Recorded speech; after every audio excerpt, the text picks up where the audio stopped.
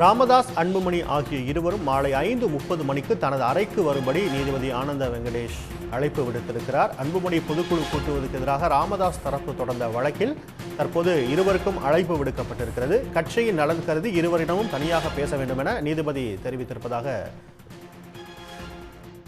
இந்நிலையில் ராமதாஸ் தரப்பு வழக்கறிஞர் அளித்த அந்த பேட்டியை பார்க்கலாம்.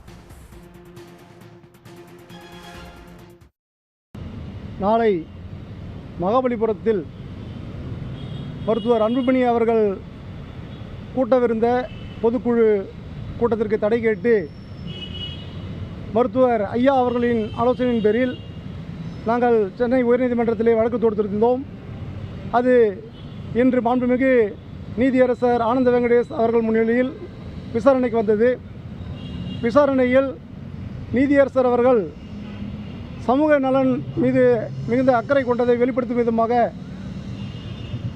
கட்சி மீதும் மருத்துவர் ஐயா மற்றும் சின்னையா அவர்கள் மீது கொண்டிருக்கக்கூடிய நம்பிக்கையின் காரணமாக இந்த பிரச்சனையை முடிப்பதற்கு நான் ஆயத்தமாக உள்ளேன்.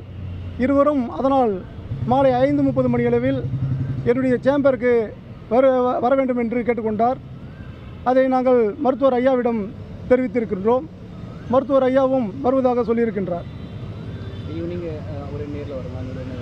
ஆமாம், மாலை 5:30 மணியளவில் நீதியரசரை சந்திப்பதற்காக வருவதாக உறுதியளித்திருக்கின்றார்.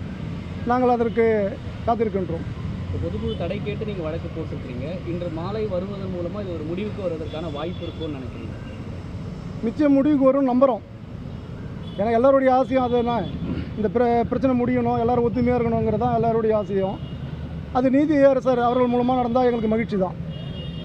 இப்போ இன்று மாலை அதுக்கான ஒரு தீர்வு கிடைக்குன்னு நினைக்கிறீங்களா? ஏன்னா இப்போ நாளை காலையில் பொதுக்குழு நடக்குது, அவங்க தரப்பில் நடத்தணும் அப்படின்றதுக்கான ஒரு வேகத்தில் தான் இருக்கிறாங்க. ஸோ அதுக்கு தீர்வு கிடைக்கும் அப்படின்னு நினைக்கிறீங்களா?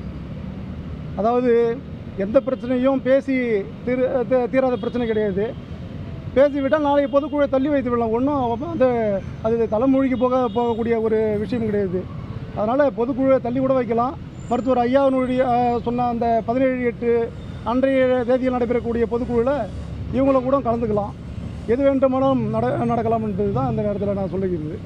இன்று மாலை நீதிபதியை சந்திப்பதற்கு தோராயமாக எவ்வளோ நேரத்தில் இரு தரப்பையும் வந்து சந்தித்து முடிக்கிறதுக்கு நேரமாகும் நினைக்கிறீங்க?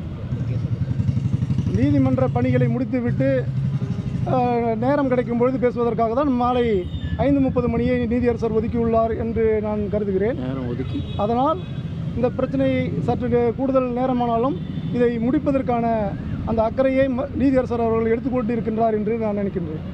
இப்போ பொதுக்குழு நடத்தணும் அப்படின்றதுனால இன்றைய ஒரு தீர்வு வேணும் அப்படின்றது அவங்க தரப்பில் எக்ஸ்பெக்ட் பண்ணுறாங்க. ஸோ அதுக்கு நீங்கள் என்ன நினைப்பீங்க? இல்லை பொறுமையாக வழக்கு விசாரிச்சுக்கலாம் இருந்தாலும் சரியாக இருக்கணுன்ற நினைப்பீங்களா? உங்கள் தரப்பு என்ன?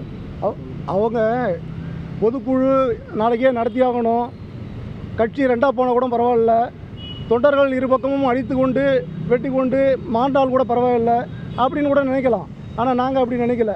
எங்களுக்கு எப்படியாவது கட்சி ஒன்றாயிடணும், ஐயா கூட சின்னவர் சேர்ந்துடணும், ஐயா சொல் பேச்சு கேட்டு நடக்கணும், எதிர்கால தலைமுறையினர் நல்ல லீடரை தான் நாங்கள் ஃபாலோ பண்ணுறோன்னு நினைக்கணும் அப்படின்றத நாங்கள் நினைக்கிறோம்.